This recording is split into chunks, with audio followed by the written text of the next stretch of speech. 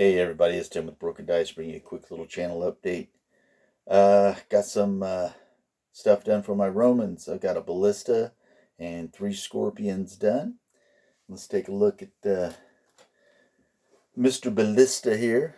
It's Warlord Games metal model. Comes with 3 separate Romans to put on the base. Now, I went and based my Ballista on an individual, like a 60 millimeter round base, and each guy is on a 25 millimeter round base. Kind of almost wish I would have made my own big base for it, and then it would all have been one big piece, which I can still do. I can still go back and manipulate these pieces onto a larger piece, but I don't know if I'll do that or not. But it does make it easy, like sometimes you need to take a model off, or, you know, calculating damage or something, I don't know, maybe in a game like that. But this is the Ballista. Normally with my artillery crews, I do them in a little bit darker tunic. Just separates them out a little bit from the rest of the Roman forces.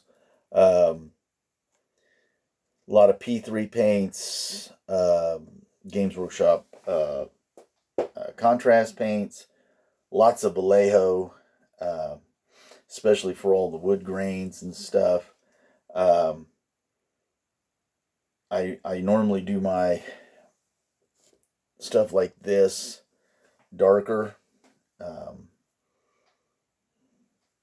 instead of a light wood like it's fresh, I normally like it have that aged look to it. But I do like them, especially this model here. I really enjoy having this thing on the table. It's not that effective or nothing, but it's kind of like one of those pieces that just draw attention to it. And so I know everybody likes to do them a little bit better when they're really going to be catching the eye. And just one of the things that stand out on this model, obviously because of the angle it's the ropes. And so you kind of want to try to get those ropes, that sinew, the woven hair, or whatever it was that they used on that particular piece, to look right. I've seen, like, in old photos and older ones of these days, where this is a little bit too white for the rope. I like mine a little darker, like the rest of the model. And I normally do my ropes starting with like a medium flesh to a darker flesh. Not real dark, but I don't want it to be too light either. And I want to have it that much more, kind of like the way I do the blonde hair on a lot of my models, is I'll use a medium to a dark flesh from Vallejo to get that look. And then what separates those two methods out is the different amount of washes that I'll put on them to get that sort of rope look, as opposed to a blonde hair look, which there's really not that much difference when you look at it. But yeah, this is right there. So that's that part of that model that's really going to stand out for you when it's on the table. Okay. Yeah, and I got one more of those ballistas to do. One thing I did notice, I don't have any onagers. And basically the small catapult, I don't have any of those. I should really invest in those. Okay, so then I was working on my Scorpions. I'll have to do this individually. But again, darker tunic tones, lots of dark browns and washes for the Scorpions themselves, sepia wash on the flesh on the crew. Games Workshop contrast paints, the little quasi bucket thing here, a lot of Cygor brown and snakebite leather on that. Other than that, again, metal models, Warlord games, easy to put together. There's a little cleanup and a little, like where these pieces here fit onto the frame. You kind of have to, sometimes you got to clean that out a little bit so you get that nice flush fit. But yeah, these guys are fun. These guys are a lot of fun to paint. And I don't know, it's just one of those things that when you don't have to have them to play in your games and stuff. Let's go that way. There we go. There's the boys. You know, but it just looks good on the table. It makes your Legion or your large cohorts and stuff look complete when they have the Scorpions out there. And no siege is done right without a Ballista or two. Okay, so those guys are... Yeah, let's talk about two individual models.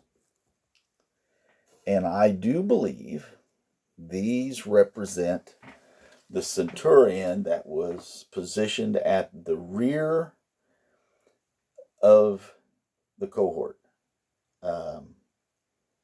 They are the ones to keep everybody in line and to keep them from running away. And I think that's why their stick has got that weighted knob on the end that looks a little different than your normal stick that the regular Centurion carried for his officer rank. Yeah. So I did their Warlord games, metal models. Now these guys were fun to paint. Just trying to make them they're the same static pose, but, paint them up different. And I gave them different Lbm transfers, which, I've talked about them before. You can't say enough about them. They really help your model just stand out on the table. This is a fresh LBM. It came off and worked just exactly like it's supposed to. This one over here, on the other hand, the black and the white one, it was one of those that I did a cohort in these, and they were the ones that where the decal had adhered to the plastic. And I had shown a method in one of my last videos on how to kind of save those from being thrown away because they're too fiddly to work with. So I just showed a method for cutting those out and applying them to a shield, and then painting in the background a little bit, and worked out pretty well, I think. But yeah, these guys are really cool looking. I don't know if the video does them justice or not, but they're, as far as sculpts go, I think these of my characters are some of my favorite ones, other than maybe the Pompey and the Crassus sculpts. That's what I've been up to this week, adding a little bit more to my Romans. I hope everybody has a wonderful week. I hope you get all your projects done, because I'm working on mine. I got one more Ballista to finish and 3 more cohorts, and this Roman project should be put to bed because all the allies are already done. I can't wait to get it out on the table and show everybody. I'm really stoked about this one. This is going to be a nice one when I get it all done. All right. Everybody stay safe, stay well. Hope all your projects are going good. And I'll see you next time.